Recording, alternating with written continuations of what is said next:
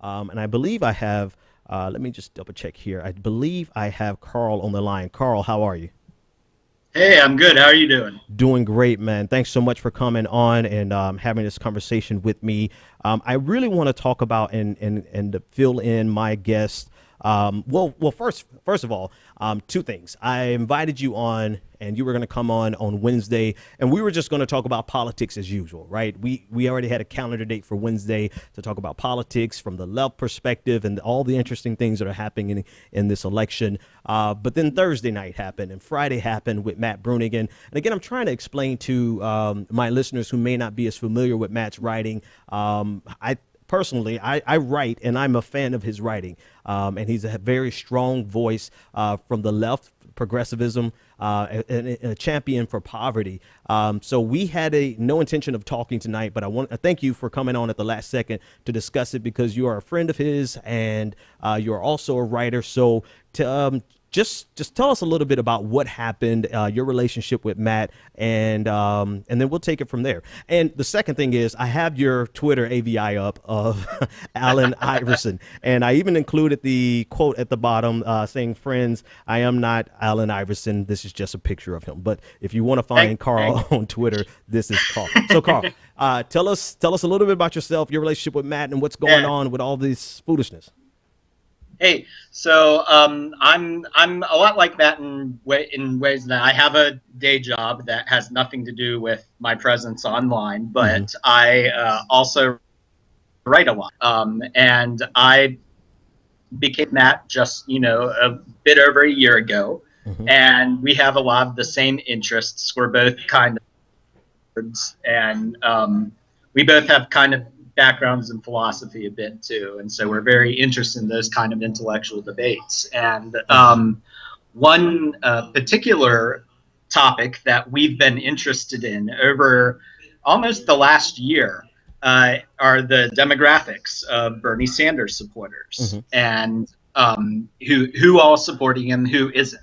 Early on, there was this conventional wisdom that Hillary Clinton had a huge base of women behind her. And then that drifted into this conventional wisdom that he had people of color behind her. And meanwhile, Matt and I are looking at the data, and what we see very clearly is that the real effective divide in support is not gender, it's not race, right? It's even less income. The main driver is age. Yeah. It's very, very distinct. So once you get earlier it was once you get under 30, you get to millennials, and Sanders numbers just skyrocket into like the 60-70% range. Right. And you move out of that, and suddenly Hillary Clinton is competitive.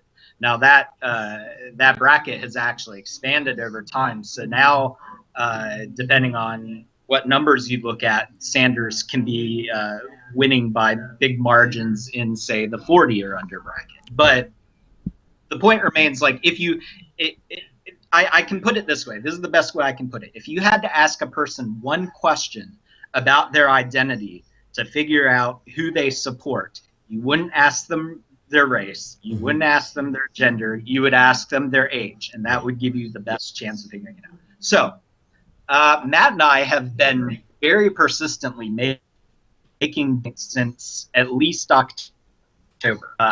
Anybody can look at our writings and our Twitter accounts and see us making this ad nauseum, but multiple pundits and Clinton surrogates do not want to acknowledge this, do not want to engage with this, all kinds of reasons. And so the short of it is that the other night, Joan Walsh published another article where she glosses over this point and goes back to suggesting that the major divide is race and gender. She's talking about she's talking about white men. She makes some comment about how it's white men and how we're ignoring all of the women who support Clinton and all of the people of color who support Clinton. Interesting point is this argument about people of color, Clinton surrogates often just use that to